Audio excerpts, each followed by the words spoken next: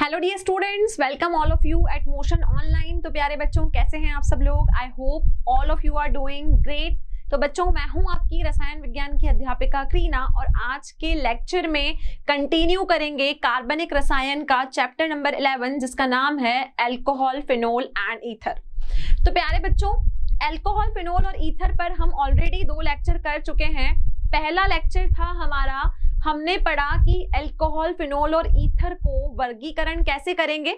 दूसरे लेक्चर में हमने सीखा कि अल्कोहल, फिनोल और ईथर अगर हमारे पास है तो हम उसकी नाम पद्धति कैसे करेंगे।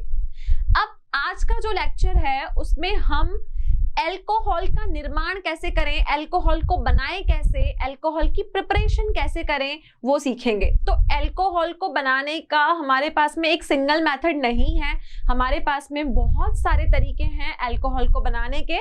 तो आज की कक्षा में हम सिर्फ इसी मुद्दे पे चर्चा करेंगे कि हम अल्कोहल को बनाएं कैसे। ठीक है, तो बच्चों आज का हमारा लेक्चर है अल्कोहलों का विरचन।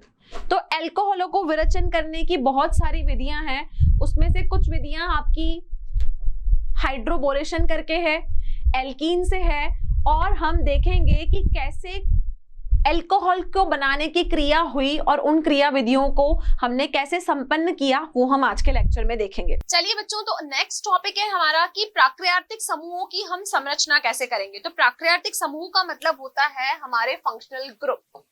तो फंक्शनल ग्रुप को यहाँ समझने के लिए हम यहाँ पर 3 फंक्शनल ग्रुप की बात करेंगे। एक एग्जांपल हम अल्कोहल का लेंगे, एक हम फिनोल का लेंगे, एक हम ईथर का लेंगे। अल्कोहल में जब भी जो कार्बन OH के साथ अटैच होता है वो आप देखोगे कि sp3 संकृत होगा और वहां पर जो बॉन्डिंग होगी ना वो सिग्मा बॉन्डिंग होगी। लेकिन अगर मैं फिनोल की बात करूं तो वहां पर वो कैसे आबंध से बंधित है, हम कहेंगे कि वहां पर जो उसकी हाइब्रिडाइजेशन स्टेट है वो आपकी sp2 है। ठीक है, तो मैं पहले एग्जांपल लेके चलती हूँ एक अल्कोहल का। तो मिथेनॉल में लूंगी यहाँ पर, फिर हम लेंगे फिनोल का, और फिर हम लेंगे यहाँ पर मिथॉक्सीमीथेन का। क्लियर? ये 3 एग्जांपल्स हम लेके चलते हैं क्योंकि हमें प्राकृतिक समूहों की संरचना के बारे में पढ़ना है। तो पहले हम मिथेनॉल की बात करेंगे, फिर हम फिनोल की बात करेंगे, देन हम मिथॉक्सीमीथेन की बात करेंगे। तो मिथेनॉल को बनाने के लिए, मिथेनॉल होता है आपका CH3OH, हम कैसे इसका स्ट्रक्चर ड्रॉ करेंगे, CH3, ये O और ये हो गया आपका H, O पे 4 इलेक्ट्रॉन। फिनोल बनाना,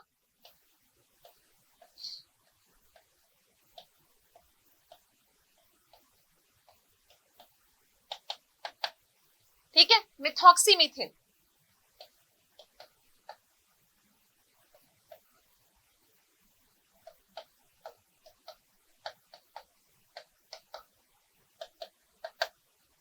क्लियर?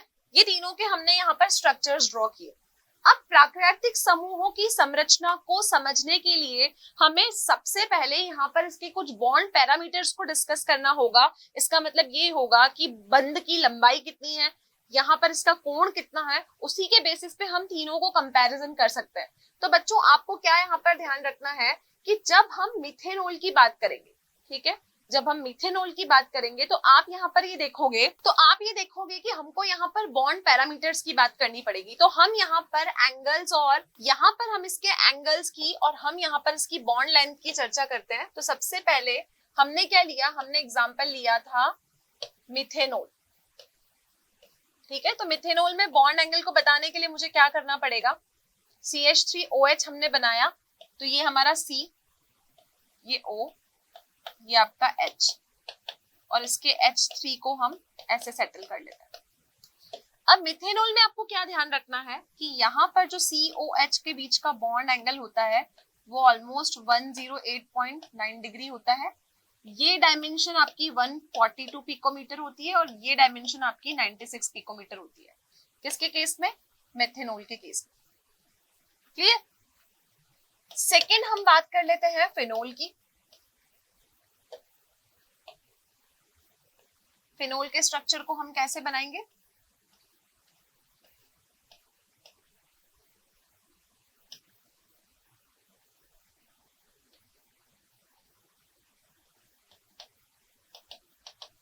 तो हमें ये बताना पड़ेगा कि COH का एंगल फिनोल के केस में कितना होता है। यहाँ पर ये 108.9 था, यहाँ ये 109 डिग्री होता है। डायमेंशन में क्या फर्क होता है, यहाँ पर ये 142 हुआ करती थी, यहाँ पर ये डायमेंशन 136 पिकोमीटर होती है फिनोल के केस में। नेक्स्ट हमने बात की मिथॉक्सीमीथेन की।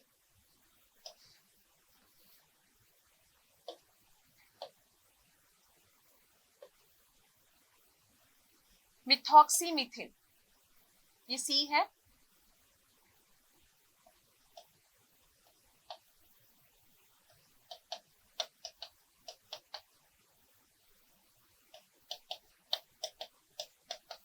ठीक है। यहाँ पर बॉन्ड एंगल होता है लगभग 111.1 डिग्री और यहाँ पर डायमेंशन हो जाती है आपकी 142 की जगह 141 पिकोमीटर।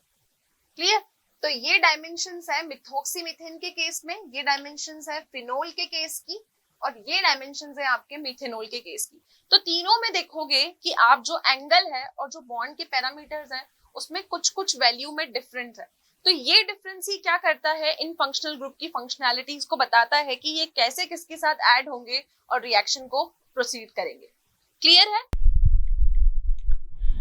अब एल्कोहलों का विरचन हम दो कैटेगरीज में पढ़ेंगे आज।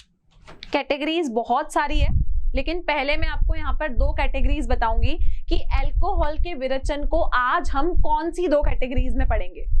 बच्चों, जो पहली कैटेगरी है वो है अम्ल उत्प्रेरित जल योजन द्वारा। अम्ल उत्प्रेरित जल योजन द्वारा पहला तरीका एल्कोहल को बनाने का, अम्ल उत्प्रेरित जल योजन द्वारा। दूसरा तरीका हाइड्रोबोरोनन ऑक्सीजन ऑक्सीकरण के कारण, मतलब ऑक्सीडेशन और हाइड्रोबोरेशन रिएक्शन एक साथ कराएंगे। तो आज इन दोनों मुद्दों पे पहले बात करेंगे कि हम एल्कोहल का निर्माण इस पहली प्रक्रिया अम्ल उत्प्रेरित जल योजन द्वारा और दूसरा हाइड्रोबोरेशन ऑक्सीडेशन से कैसे करवाएंगे। तो पहली बात क्या करनी है, पहली बात है अम्ल उत्प्रेरित जल योजन द्वारा। ठीक है, पहला तरीका है अम्ल उत्प्रेरित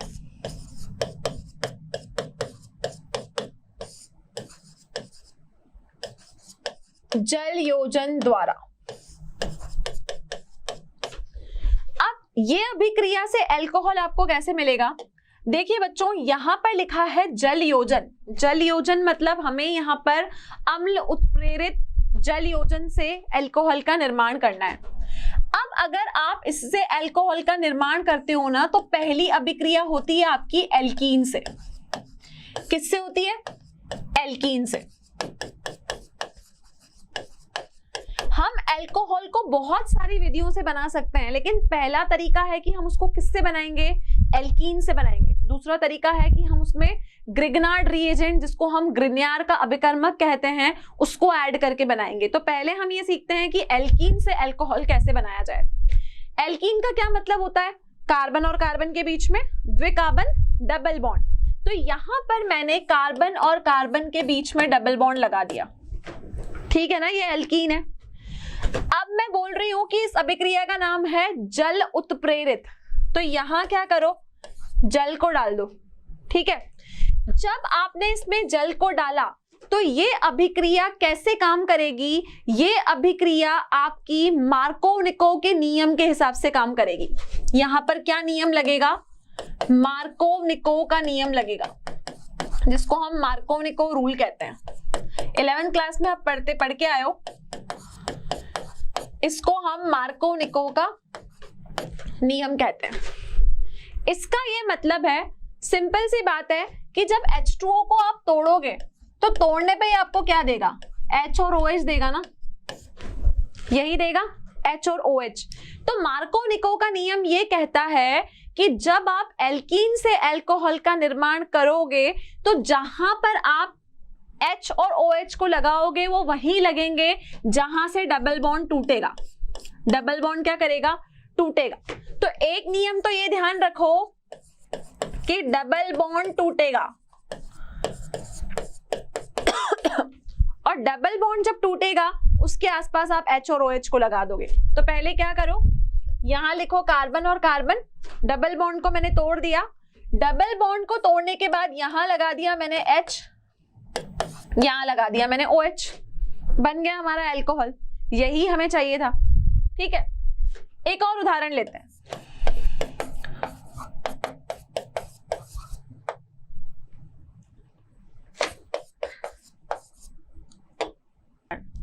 अब ये भी हमारा एल्कीन है। कैसे पता चला? क्योंकि यहाँ पे डबल बॉन्ड मुझे दिख रहा है, इसका मतलब ये एल्कीन है। मैंने इसमें मिलाया वाटर को। अब बच्चों यहां पर डबल बॉन्ड टूटेगा और H और OH यहां पे जुड़ जाएगा। लेकिन कैसे जुड़ेगा? आप ये देखोगे कि जहां पर हाइड्रोजन की संख्या ज्यादा या कम है, H या OH उसी के हिसाब से यहां पे जुड़ता है। तो देखो यहां पर आपका डबल बॉन्ड टूटा, ठीक है, और डबल बॉन्ड टूटने के बाद जहां पर हाइड्रोजन की संख्या ज्यादा है वहां तो H लग गया, और जहां हाइड्रोजन की संख्या कम है वहां पर आपका OH लग गया, बन गया अल्कोहल। अब ये H और OH को मैंने जिस नियम से लगाया ना, उसी नियम का नाम मार्को-निकोव है। क्लास 11 की बुक को खोलिए और मार्को-निकोव रूल को वहां से पढ़ के देखिए। लेकिन यहाँ पर जहां रूल यूज आएगा मैं आपको बताती जाऊंगी। क्लियर? तो मैंने यहाँ पर एल्कीन से अल्कोहल को बनाया, और एल्कीन से अल्कोहल को मैं कैसे बना रही हूं? अम्ल उत्प्रेरित जल योजन द्वारा। ठीक है, अम्ल उत्प्रेरित मतलब मैंने यहाँ पर प्रोटोनेटेड वाटर लिया है, H2O लिया है, जिससे मैं ये अभिक्रिया को करवा रही हूं। अब ये अभिक्रिया हुई, क्वेश्चन यहाँ बनता है कि इस अभिक्रिया की क्रियाविधि को लिखिए। ठीक है, क्रियाविधि का मतलब होता है मैकेनिज्म। जब आप ऑर्गेनिक केमिस्ट्री पढ़ रहे हो तो अभिक्रियाओं के नियम पता होना बहुत जरूरी है, अभिक्रियाओं की क्रियाविधि पता होना बहुत जरूरी है, जिसको हम इंग्लिश में मैकेनिज्म कहते हैं। और डेफिनेटली एग्जाम में इस टॉपिक पे आपसे क्वेश्चन पूछा जाएगा। तो देखिए इस अभिक्रिया की क्रियाविधि कैसे होगी। तो बच्चों अब अम्ल उत्प्रेरित जलयोजन द्वारा हम कैसे अल्कोहल का निर्माण करते हैं उसकी क्रियाविधि को समझते हैं। तो इसकी क्रियाविधि में भी हमें 3 चरणों को यहाँ पर समझना है। तो देखिए पहला चरण क्या है? चरण 1। चरण 1 में जो आपका H2O और O की रिएक्शन होगी तो इससे आपका H3O पॉजिटिव आयन बनेगा। ये H3O पॉजिटिव क्या करेगा? ये इलेक्ट्रॉन रागी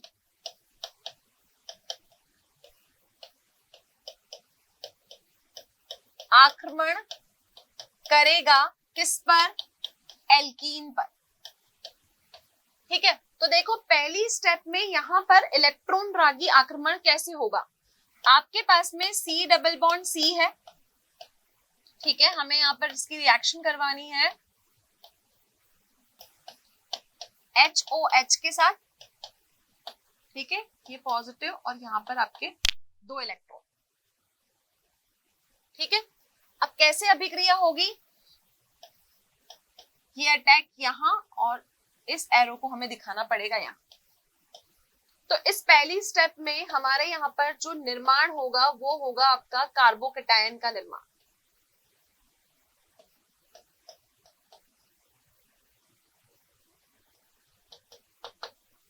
ठीक है, ये हो गई आपकी स्टेप नंबर 1 जिसमें आपका कार्बोकैटायन फॉर्म हुआ। कार्बोकैटायन के निर्माण के बाद हम चरण 2 में क्या करेंगे? H2O का नाभिक रागी आक्रमण।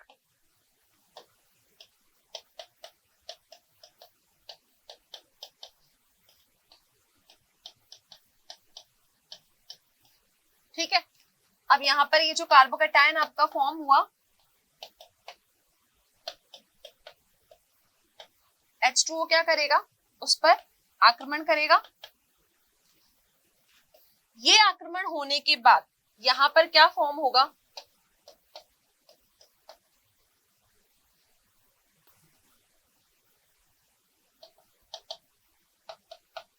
ठीक है, HOH ग्रुप आपका इसके साथ जुड़ जाएगा इस कार्बोकैटायन पे जब इस H2O का आपका अटैक होगा।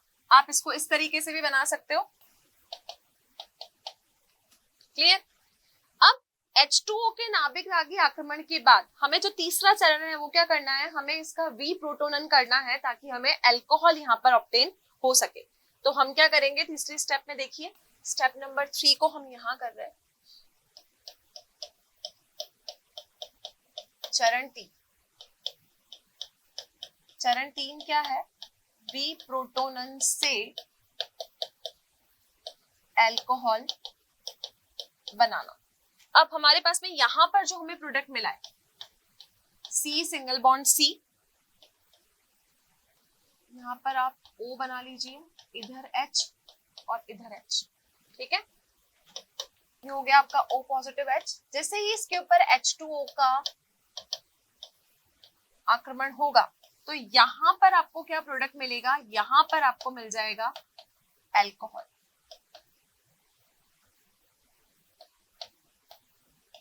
और यहां हमारे पास बच जाएगा H3O पॉजिटिव।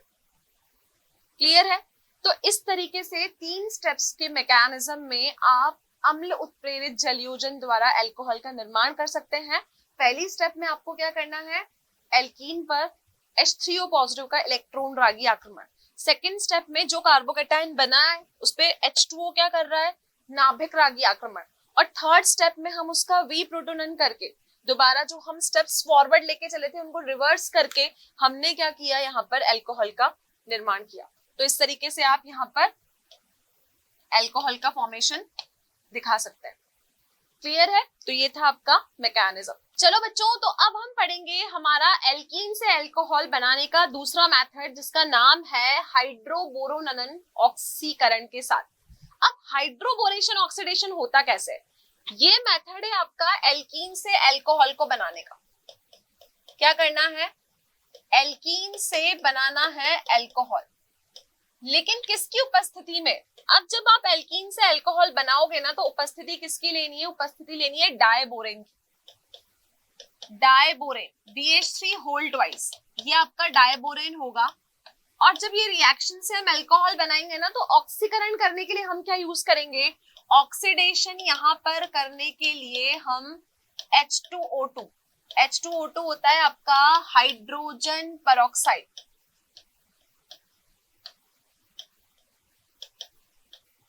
हाइड्रोजन परऑक्साइड का हम प्रयोग करेंगे इसका ऑक्सीडेशन करने के लिए। तो देखो, एल्कीन से अल्कोहल बनाना है डायबोरेन की उपस्थिति में, तो पहले एक एल्कीन लेके चलो। तो हम क्या एल्कीन लेके चले, एल्कीन में मैंने लिया यहाँ पर प्रोपीन। ठीक है, कैसे बनाएंगे प्रोपीन का structure, CH3 CH double bond CH2। ठीक है, ये हो गया आपका प्रोपीन। अब इसका करना है डायबोरेशन ऑक्सीकरण। तो हमने क्या किया, इसमें BH3 होल ट्वाइस को ऐड किया, इसको हमने लिखा HBH2 होल ट्वाइस। ठीक है, अब क्या होता है कि जब हम डायबोरेशन करते हैं ना तो डबल बॉन्ड जो होगा प्रोपीन का वो टूटेगा, तो एक तरफ तो H लगेगा, एक तरफ हमेशा BH लगेगा। तो देखो होगा कैसे, CH3 CH, यहां लगेगा H, डबल बॉन्ड टूट जाएगा, ये हो जाएगा आपका CH2 और इस पे लग जाएगा आपका BH2। क्लियर? क्या लगेगा यहाँ पर, BH2 लगेगा। अब नेक्स्ट रिएक्शन में हम क्या करेंगे, ये हो गई पहला प्रोडक्ट, इसमें दोबारा से CH3 CH double bond CH2 को ऐड कर देंगे, यही करेंगे।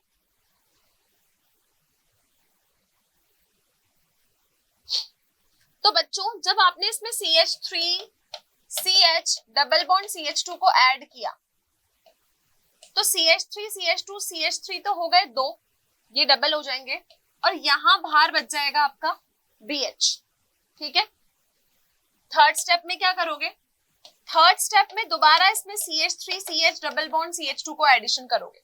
जब दोबारा हमने इसमें CH3 CH double bond CH2 को एडिशन किया तो यहां क्या फॉर्म हुआ, CH3 CH2 CH3 whole thrice और यहां बच गया आपका B। ठीक है, अभी हमें अल्कोहल नहीं मिला है, अल्कोहल का मतलब हमको OH ग्रुप चाहिए।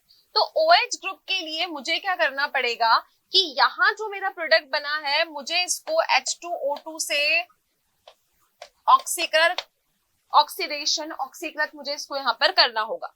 तो जब मैं इसका ऑक्सीडेशन करूंगी तो यहाँ क्या आएगा, 3CH3 CH2 CH2OH, ठीक है, 3 है क्योंकि, है ना, 3 है आपके पास में, तो CH3 CH2 CH3OH 3 alcoholic group बनेंगे आपके पास में, मेथिल प्रोप, और इसका नाम हो जाएगा प्रोपेनोल, ठीक है।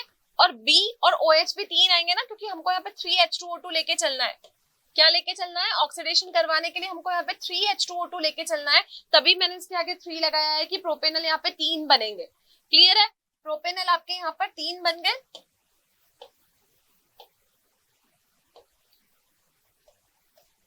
और यहां पर आपको ऑब्टेन हो गया BOH3। क्लियर है। तो बच्चों हाइड्रोबोरेशन में हम डायबोरेन लेके चलते हैं, डायबोरेन का मतलब होता है BH3 होल ट्वाइस, हम उसको शिफ्ट करने के लिए HBH होल ट्वाइस ऐसा बना के हम उसको लिखते हैं। अब जब भी डबल बॉन्ड टूटेगा तो एक कार्बन पे H जुड़ेगा, एक पे BH जुड़ेगा, ये रिएक्शन प्रोसीड होती जाएगी। 3 स्टेप में हमने इसको प्रोसीड किया, हर स्टेप में हम जो एल्कीन लेके चले हैं वो डालते जाएंगे। तो पहली स्टेप में सिंगल, दूसरे में ये डबल हो गया, तीसरे में आपका ट्रिपल हो गया, और यहाँ पर सिर्फ B बच गया। अभी हमें अल्कोहल नहीं मिला है, अल्कोहल के लिए हमें क्या करना पड़ेगा, इसका ऑक्सीडेशन करना पड़ेगा हाइड्रोजन पेरोक्साइड H2O2 की उपस्थिति में, और जब आप ऐसा करोगे तो आपको क्या मिलेगा, आपको यहाँ पर अल्कोहल मिलेगा। क्लियर है स्टूडेंट्स। तो ये थी आपकी हाइड्रोबोरेशन की रिएक्शन। तो बच्चों अगला हमारे पास में जो अल्कोहल बनाने की विधि है वो है आपकी कार्बोनिल यौगिकों से। कार्बोनिल यौगिकों का मतलब वो यौगिक जिनके बीच में कार्बन और ऑक्सीजन के बीच में डबल बॉन्ड होगा, ठीक है। हम यहाँ पर अल्कोहलों के विरचन की विधियों को सीख रहे हैं, और हमें पता है कि अल्कोहल बनाने के हमारे पास में 3 तरीके हैं। एक तरीके को अभी हम डिस्कस कर चुके, दूसरा तरीका है आपके पास कार्बोनिल यौगिकों से। तो नाम से ही पता चलता है कि कार्बोनिल यौगिक मतलब जिसमें कार्बन और ऑक्सीजन के बीच में कैसा बंध होगा, कार्बन और ऑक्सीजन के बीच में द्विक आबंध होगा। क्लियर। अब अगर मैं इन दोनों यौगिकों की बात करूं तो इन दोनों यौगिकों में हम जो अल्कोहल को बनाएंगे, हम 2 तरीकों से बनाएंगे। एक हम बनाएंगे अल्कोहल से, अल्कोहल को बनाएंगे एल्डिहाइड से, कीटोन से और कार्बोक्सिलिक एसिड से। एल्डिहाइड से, कीटोन से और कार्बोक्सिलिक एसिड से। क्यों? क्योंकि हम कार्बोनिल समूहों की बात कर रहे हैं, और आपको पता है कि एल्डिहाइड, कीटोन और कार्बोक्सिलिक अम्ल तीनों में कार्बोनिक समूह होता है। इस चैप्टर को विस्तार में हम अगले चैप्टर में पढ़ेंगे, लेकिन अभी के लिए हमें ध्यान रखना है कि अगर हमको अल्कोहल बनाना है तो अल्कोहल आप एल्डिहाइड, कीटोन के अपचयन से भी बना सकते हो, कार्बोक्सिलिक अम्लों तथा एस्टर के अपचयन से भी बना सकते हो। क्लियर है। तो अगर मैं एल्डिहाइड की बात करूं, क्या बात करें हम, एल्डिहाइड की, तो बच्चों जो एल्डिहाइड होता है वो हमारे पास में जनरल सूत्र होता है उसका CHO। क्या होता है, CHO। इसका मतलब कार्बन और ऑक्सीजन के बीच में द्विक आबंध है, यहां कोई ग्रुप लगा है और इधर आपके पास H लगा है, तो ये क्या हो गया, ये आपका एल्डिहाइड हो गया। ठीक है। अब कीटोन की बात करूं तो कीटोन क्या होता है, कीटोन का मतलब है कि कार्बन और ऑक्सीजन के बीच में डबल बॉन्ड है, एक साइड R लगा है और दूसरी साइड H की जगह R डैश लगा है, तो ये समूह क्या होता है आपका, ये समूह आपका कीटोन होता है। ठीक है। कार्बोक्सिलिक अम्ल C डबल बॉन्ड O, एक साइड आपका R है, दूसरी साइड आपका OH है। अगर ऐसा समूह आपको देखने को मिले तो आप इसको कहते हो कार्बोक्सिलिक समूह। ओके। लेकिन अगर आपको RCOOR देखने को मिले तो आप इसको बोलते हो कि ये है आपका एस्टर समूह। कीटोन समूह में C डबल बॉन्ड O होता है, एस्टर समूह में C डबल बॉन्ड O के साथ OR डैश भी लगा होता है। कुछ इस तरीके से इसका स्ट्रक्चर होता है, R C double bond O और ये OR डैश। ठीक है। तो ये तो क्या हुआ, ये हुआ आपका कार्बोक्सिलिक अम्ल। ठीक है, ये कार्बोक्सिलिक अम्ल हुआ, और ये क्या ग्रुप हुआ, ये ग्रुप हुआ आपका एस्टर। क्लियर इतना। तो ये आपके चारों कौन सी फैमिली के मेंबर हैं? ये आपके कार्बोनिल यौगिक हैं, कार्बोनिल फैमिली के मेंबर हैं, कार्बोनिल ग्रुप के मेंबर हैं। कौन कौन? एल्डिहाइड, कीटोन, कार्बोक्सिलिक अम्ल और आपके एस्टर। अब करना क्या है? इन सब का हमको अपचयन करना है। क्या करना है? अपचयन। अपचयन जो शब्द होता है इसका मतलब होता है रिडक्शन। अपचयन शब्द का मतलब क्या होता है बच्चों? अपचयन शब्द का मतलब होता है रिडक्शन। तो आपको करना क्या है? आपको करना है इन सब का रिडक्शन। अब आप जानते हो कि अपचयन और रिडक्शन को हम कैसे डिफाइन कर सकते हैं। अपचयन का मतलब होता है किसी भी चीज में हाइड्रोजन का जुड़ना। हम कहते हैं कि ऑक्सीकरण तब होता है जब ऑक्सीजन जुड़ती है, तो अपचयन क्या होगा? अपचयन आपका तब होगा जब आपकी हाइड्रोजन उसमें ऐड होगी। क्लियर है? चलिए, तो रिडक्शन में हम क्या करेंगे? जो भी एल्डिहाइड, जो भी कीटोन होगा उसमें हम हाइड्रोजन को ऐड करेंगे। अब अगर आपको किसी भी चीज का अपचयन करना है तो अपचयन करने के लिए आपको किसी ना किसी उत्प्रेरक की आवश्यकता होती है। उत्प्रेरक मतलब कैटलिस्ट। ठीक है, उत्प्रेरक मतलब कैटलिस्ट। किसकी रिक्वायरमेंट होगी? किसी ना किसी कैटलिस्ट की आपको इस अभिक्रिया को करने के लिए रिक्वायरमेंट होगी। कौन सी अभिक्रिया? अपचयन की अभिक्रिया। अब बच्चों, अपचयन की अभिक्रिया अगर आपको करनी है तो कैटलिस्ट की, उत्प्रेरक की आवश्यकता होगी जो रिएक्शन की रेट को बढ़ा दे। तो यहां पर आप 2 उत्प्रेरक प्रयोग में लोगे। कितने उत्प्रेरक? 2। दोनों में से आप कोई भी ले सकते हो। एक का नाम होता है NaBH4। क्या नाम है? NaBH4।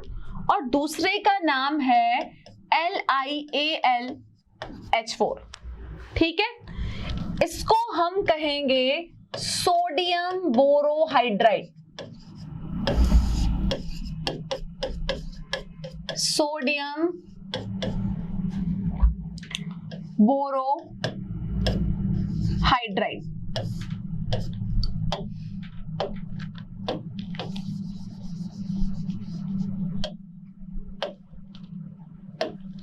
Sodium borohydride. ठीक है, इसको हम कहेंगे लिथियम एल्यूमिनियम हाइड्राइड। क्या कहेंगे? लिथियम एल्यूमिनियम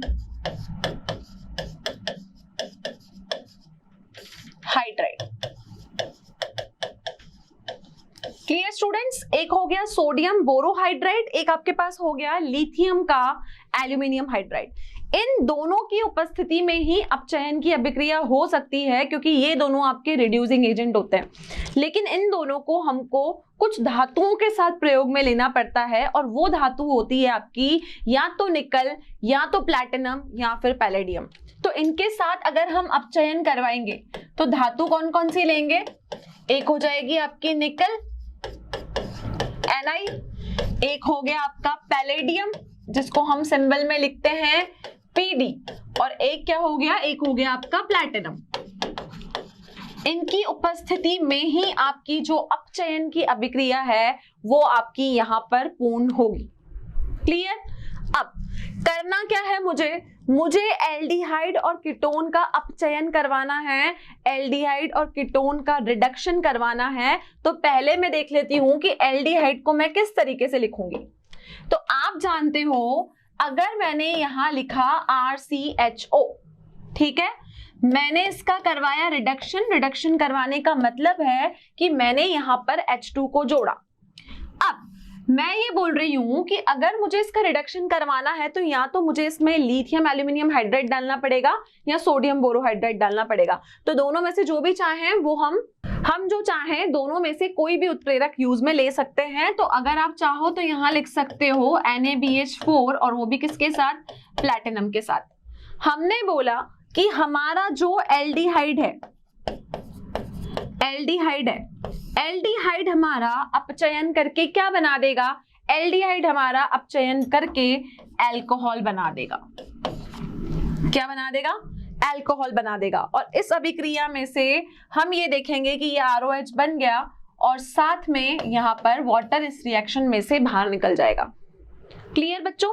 तो अगर आप एल्डिहाइड का रिडक्शन करते हो तो जो एल्कोहल आपको मिला वो मिला आपको 1 डिग्री एल्कोहल।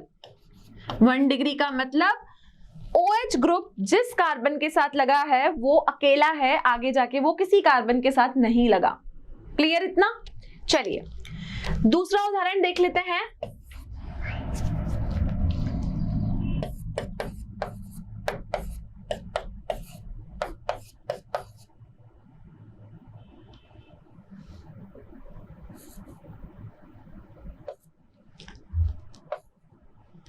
ठीक है, ये हो गया आपका CH3 C double bond OCH3 ketone है। मुझे कीटोन का रिडक्शन करवाना है। कीटोन का रिडक्शन करवाने के लिए मैंने इसमें NaBH4 डाल दिया या फिर लिथियम एल्यूमिनियम हाइड्रेट डाला।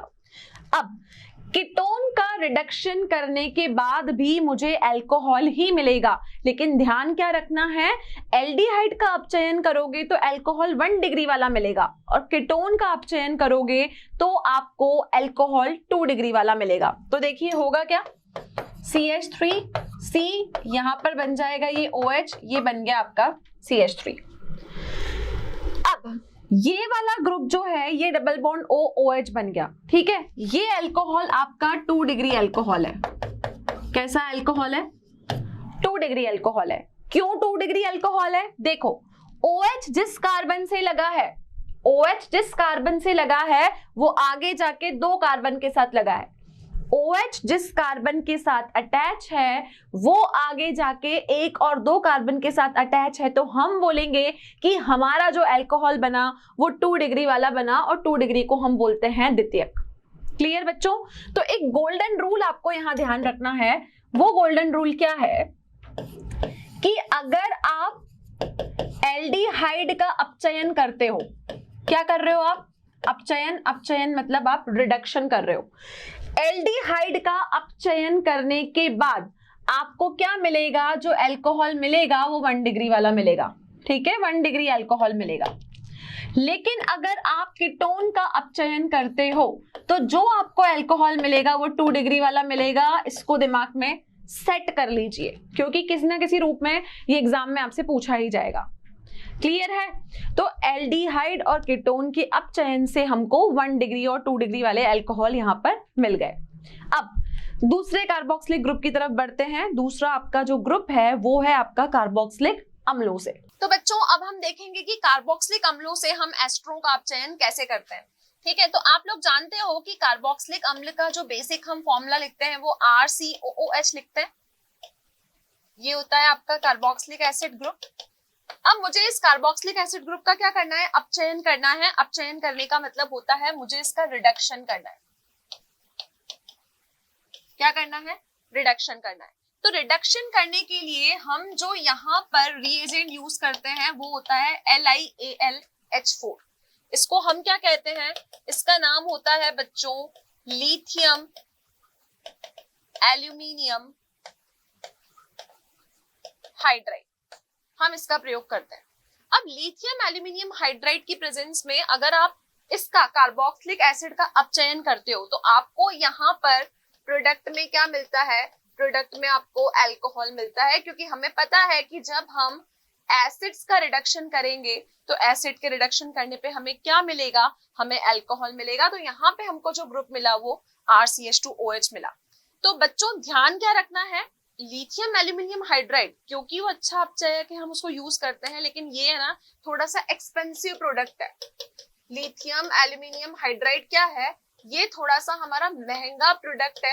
तो इसको यूज करने की बजाय हम क्या करते हैं, पहले ये जो हमारे RCOOH ग्रुप है हम इसको एस्टर्स में परिवर्तन करते हैं और एस्टर्स में परिवर्तन करने के बाद हम इसमें H2 को ऐड करके अल्कोहल्स को प्राप्त करते हैं। क्लियर? बार बार हम लिथियम एल्यूमिनियम हाइड्राइड को यूज नहीं कर सकते, तो हम RCOOH को पहले एस्टर में कन्वर्ट करते हैं इसमें अल्कोहल ऐड करके, फिर हम उसको H2 के साथ रिएक्शन करके जो अल्कोहल हमें चाहिए वो यहाँ पर ऑब्टेन हो जाता है। तो ये होता है कि हम कैसे कार्बोक्सिलिक अम्लों द्वारा तथा एस्टरों के अपचयन से क्या कर सकते हैं, अल्कोहल को प्रोड्यूस कर सकते हैं। क्लियर है? चलिए आगे बढ़ते हैं हम। तो बच्चों अब हम ये देखेंगे कि ग्रिग्नार्ड अभिकर्मक से हम कैसे अल्कोहल का निर्माण करते हैं। तो आप जानते हो कि ग्रिग्नार्ड अभिकर्मक जो होता है वो होता है आपका RMgX delta positive delta negative. ठीक है, अब हमने कोई भी कार्बोनिल समूह लिया या हमने कोई भी कीटोनिक ग्रुप लिया, तो किसी भी कार्बोनिल समूह का आप जानते हो कि जब आप ग्रिग्नार्ड अभिकर्मक से रिएक्शन करवाओगे ना, तो वो जो अटैक होगा वो यहाँ पर आपका नाभिकरागी आक्रमण होगा। कैसा आक्रमण होगा? ग्रिग्नार्ड अभिकर्मक की उपस्थिति में वहां पर नाभिकरागी आक्रमण होगा। तो यहाँ पर आपको लेके चलना पड़ेगा ग्रिग्नार्ड का अभिकर्मक, ये हो गया डेल्टा पॉजिटिव, ये हो गया आपका डेल्टा नेगेटिव, और यहाँ पर ये हो जाएगा इधर शिफ्ट। ठीक है, तो जब ये नाभिकरागी आक्रमण आपका होगा तो यहाँ पर एक योगोत्पाद बनेगा जिसको हम इंटरमीडिएट प्रोडक्ट बोलेंगे। तो देखिए वो इंटरमीडिएट प्रोडक्ट कैसे बनेगा। यहाँ आएगा C, ये आपका हो गया O, ये हो गया आपका O, डबल बॉन्ड टूट के सिंगल बॉन्ड हो जाएगा, ये O के ऊपर पॉजिटिव, और यहां पर आपका RMgX, ये R आपका जुड़ जाएगा यहां, और इसको हम बोलेंगे योगोत्पाद। ठीक है, अब ये योगोत्पाद जो उत्पन्न हुआ है, हमें क्या करना है, ग्रिग्नार्ड अभिकर्मक से अल्कोहल्स का निर्माण करना है। तो हमें क्या करना पड़ेगा कि ये जो यहाँ पर योगोत्पाद बना, हमें इसका जल अपघटन करना पड़ेगा। तो ये थी आपकी स्टेप नंबर 1 जिसमें आपने ग्रिग्नार्ड अभिकर्मक को प्रयोग में लिया।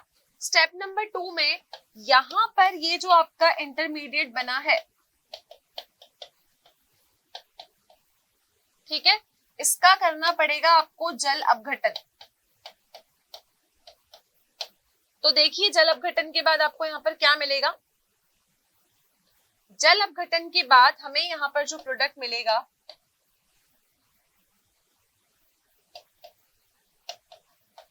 OH MgOH। तो यहाँ पर आपको जल अपघटन करने के बाद यहाँ पर आपको ये उत्पाद के रूप में प्राप्त होगा O negative Mg positive. Clear है?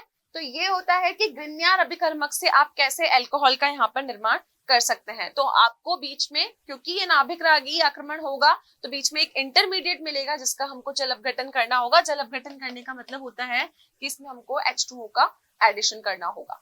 Clear students? चलिए आगे बढ़ते हैं कंप्लीटली अल्कोहल के विरचन के बारे में। तो अल्कोहल को बनाने के हमने 3 तरीके आज की क्लास में सीखे।